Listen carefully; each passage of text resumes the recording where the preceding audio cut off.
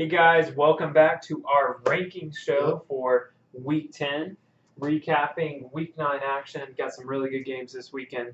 Jonathan, give our fans your top 10. All right.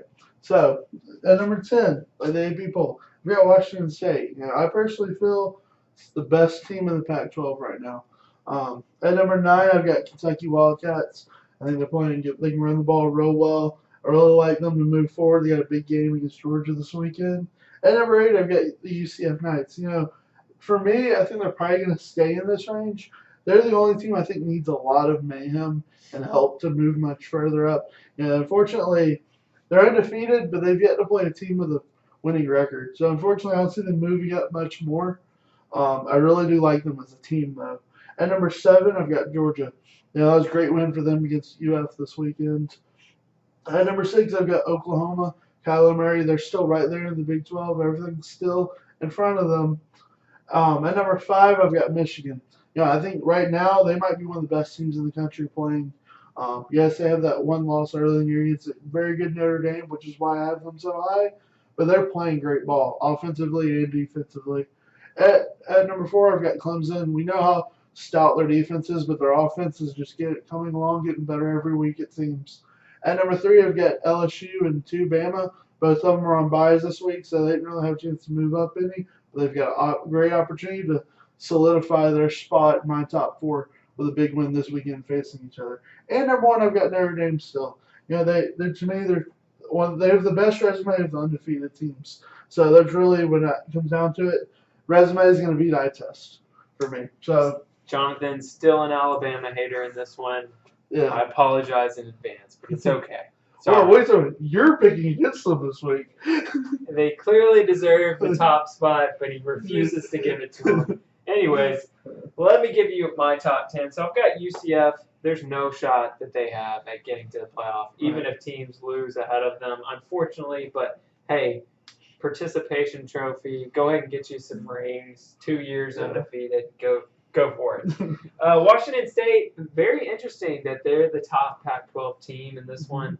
I could easily see them going a little bit higher here. Their only loss on the season is a 3-point narrow loss to USC. So props to them. They make my top 10 for sure. Kentucky, I hope it's fun while it lasts. This is going to be your only week in my top 10 after you lose to Georgia this week. But great season thus far for them. Oklahoma, I've got them at number 7. I really see them as having the most potential to move up in my rankings. But right now, they're just kind of riding the wave. They've got a kind of a tougher matchup against Texas Tech this week. Georgia, I've got them at number 6. I like the way that they rebounded this week against Florida. Notre Dame, I was really high on them after the change of quarterback Ian Book, but as I really look at who they've beaten and their schedule, I'm just not impressed. So I've got them at number 5 here, which is probably a little low based on them not losing, but I just don't really like the schedule. I actually have a team that they beat the first game of the season ahead of them, and I realized that there might be some scratching of heads with that one. But really, the way that I did this was if Michigan and Notre Dame play today, I would pick Michigan over Notre Dame. So that's why I have them at number 4. Clemson, I've got at number 3. I think they're going to cruise in the ACC all the way to the playoff. Funny, we were talking earlier, you mentioned that they have a tough game against Boston College. On the road, too. On the road, yeah, later in the season. That might be their biggest bump between there and there. Yeah, so definitely be on the lookout for that game. And then I've got Alabama and LSU 1 and 2 there. They obviously play each other this week, so we'll have some movement next week's rankings. Yeah. All right, so the College Football Playoff Committee actually will release their rankings tomorrow at 6 o'clock. So we're kind of giving you our opinion. This is not necessarily what we think that they're going to rank the teams. This is how Jonathan and I see it. Last year they stole our playoff bracket, so we'll see if they do that again this year for our week 1. All right, so let's reveal the top 6. All right, so Jonathan, let's start with Alabama at number 1. All right. Even though you continue to reject them at the top spot, we've got them at number 1 here. Number 2, we have LSU. Nothing changes here. And then we've got Notre Dame at number 3. All right, Mark. So our top three is the same as last week. Top three's the same. Let's go ahead and fill in that number 4 team. Okay. So Clemson Tigers at number 4. Actually, same top 5 from last week. Let's go ahead and fill in Michigan. So no movement for us with our playoff rankings. Really, the change was number 6, and we went back and forth on this one. We have Oklahoma and Georgia flip-flop. Ultimately, who did we give the edge to? We went with the Georgia Bulldogs because of their loss. When me and Mark really looked at it, if you looked at everything today, what looks like a better loss, losing to top 3 team or losing to number 19 Texas? So at the end of the day, we thought, that loss on the road to LSU was a lot more forgivable than losing a neutral site game against Texas. Even though that's a big rivalry, we thought that at the end of the day, between the two, splitting hairs, got to go with Georgia in this case.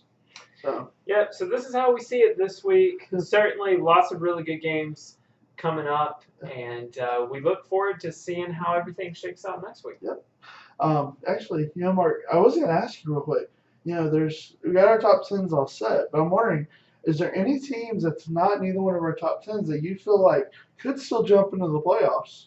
Yeah, for me, it's got to be Ohio State. They had that stumble a couple weeks ago against Purdue, but they faced Michigan, and I think that Michigan's a high-ranked team right now. I think they'll win out until that Ohio State game. So I see Ohio State really as having the most potential to move up. I agree with that too. My team, I would say, would probably be West Virginia. They had one loss against Iowa State, which is playing really good and has some good wins now on their resume as well. That might be forgivable. They'll have opportunity to play Oklahoma maybe twice, and they have Oklahoma at home the first time. So I think that would be a great opportunity for them to jump back in, maybe the top 6 or 7 after that win, and be sitting right there waiting championship weekend to have a chance to jump up. So that's who I would say would have a good chance as well. Yeah, we'll see for sure how that shakes out. Lots of really good games. Hard to believe that November is nearly upon us, and sad to see the college football season going by. I know, right? All right, we appreciate you guys. We'll talk to you next week. There you guys.